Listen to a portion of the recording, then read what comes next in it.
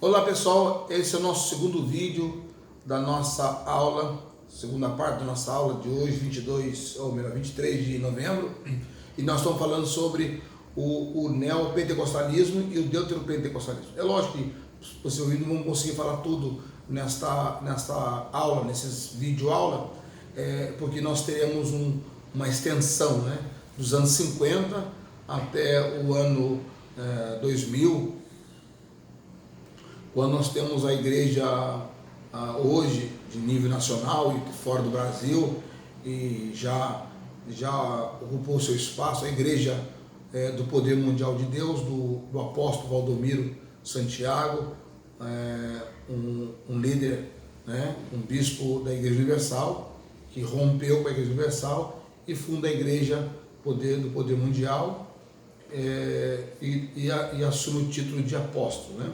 Mas dentro do que nós estávamos dizendo para vocês na videoaula passada, então a partir dos anos 50, nós temos então, com a industrialização do Brasil após a Segunda Guerra Mundial e a vinda da população rural, da zona rural para os centros urbanos, e essas famílias elas vieram para a periferia da cidade.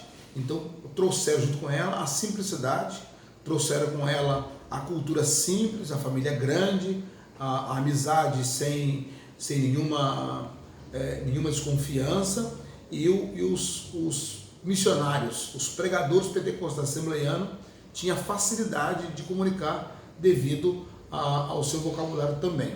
Com isso, as Assembleias de Deus cresceu muito na periferia, e com a industrialização do país, o Brasil tornando-se um país em desenvolvimento, começaram a chegar também missionários norte-americanos com outro tipo de visão. Nós temos então os missionários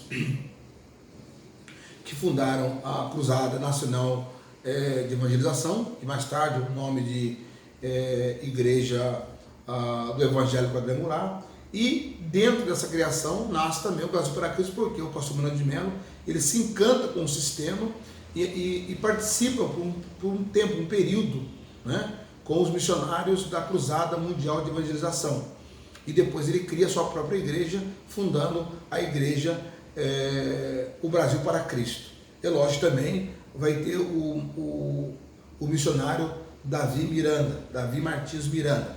Mas dentro da igreja do Moderno Quadrangular, a declaração de fé deles, como disse vocês, significa Cristo é o Salvador, Cristo é o Batizador, Cristo é médico, Cristo é Rei, que há de voltar. Ela surge em 1918 nos Estados Unidos, né?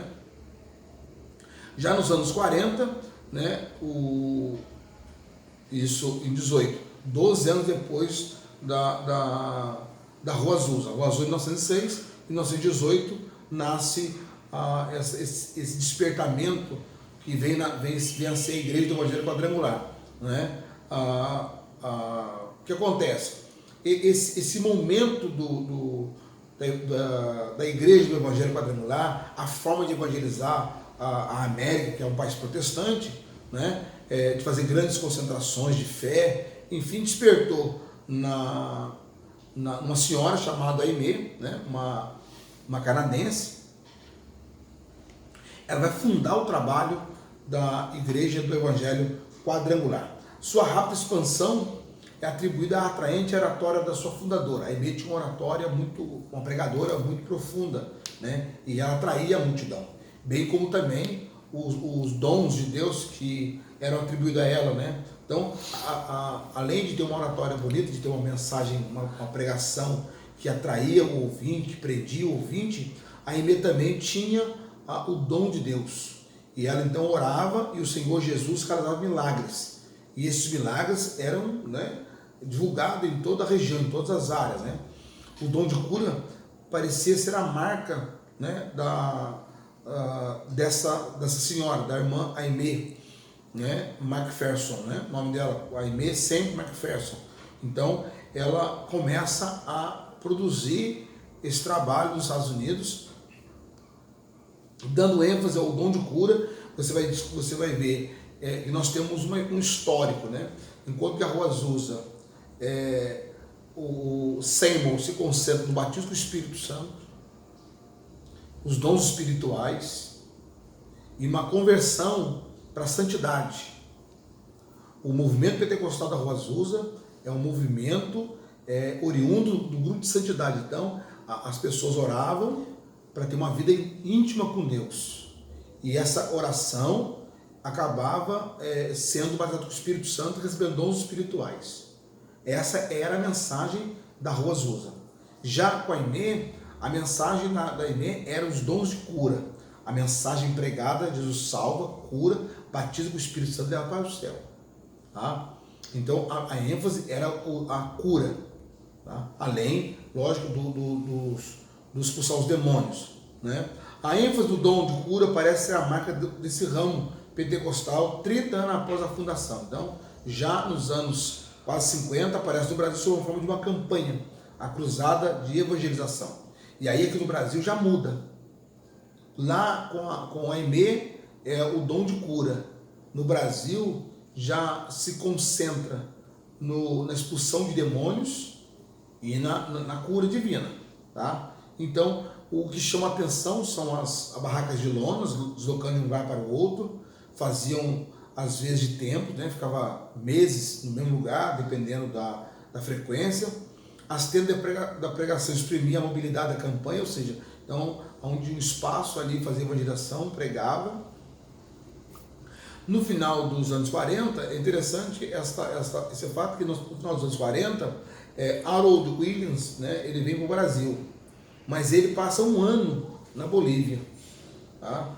E depois de um ano morando na Bolívia, ele vem para o Brasil e vai para São João da Boa Vista, no estado de São Paulo. Lá no São João da Boa Vista, ele estuda o português e até dominar a língua portuguesa. E quando acontece isso, ele também vai fazer um trabalho sociológico. Ele vai analisando o costume, a cultura da região, do povo paulista, né? Então, no ano 51, chega no Brasil também outro missionário, Ramon, e os dois se unem e aí começam a campanha dentro dos moldes da IME, né? A campanha de evangelização mundial, né? E depois dessas cruzadas, veio também as outras experiências, né? De dons espirituais, de batismo do Espírito Santo, e aí começa o que atrai as pessoas é a expulsão de demônios. Então o que eles fazem? Eles descobrem que expelir demônios atraía a multidão. As pessoas iam para a tenda para ver as pessoas sendo possuídas por espíritos malignos. E aí o trabalho da quadrangular se concentrou em expulsar demônios e cura divina. Em segundo plano, lá na IME, nos Estados Unidos, era a cura divina. No Brasil, passa a ser expulsão de demônio, libertação. A libertação e a cura. Então, você vai cantar muito corinho, né? A liturgia do culto da quadrangular cantava-se os corinhos de expulso demônios, doença, sai, ia cantando esses hinos, e depois o missionário, que era tratado de missionário, não de pastor, era de missionário, entrava pregando a mensagem de libertação. E depois começava a desafiar as pessoas ir à frente para receber a libertação do vício, né? Bebida, cigarro, naquela época muito era isso, né? E aí as pessoas iam para frente, da feitiçaria, né? O espiritismo, porque o medo, né? das questões de feitiçaria e etc. é muito grande na época, né? Então os missionários da quadrangular chamavam para frente, desafiavam e as pessoas vinham à frente. E quando impunham as mãos, muitas pessoas ficavam possessas, inúmeras pessoas possessas, e aquilo atraía a multidão para as tendas, né? E aí esta prática acabou dando a marca da quadrangular, que era a especialista em expulsar demônio, né? O Manuel de Melo vai sair dessa cultura e vai fundar a igreja dele agora com a cultura de cura de milagres, né? O certo é que tiveram algum êxito associado aos dois vários pastores protestantes e não poucos pentecostais, segundo a informação de William Reid. Manuel de Melo, pastor da Assembleia de Deus, foi um deles, né? Vocês. Chegou mesmo a peregrinar com a sua tenda, adquirido com isso uma rica experiência no contato com as massas. A cruzada espalhou mais pelas cidades paulistas, Com o tempo, as igrejas foram nascendo aqui e ali, uma canhada e pequenas, outras mais amplas. As barracas da cura divina iam na frente abrindo caminho, brotando grupos que se solidificavam depois à sombra dos templos. Então, você verifica que a fundação da igreja neopentecostal já desloca da cultura do Seymour e também da Aimee.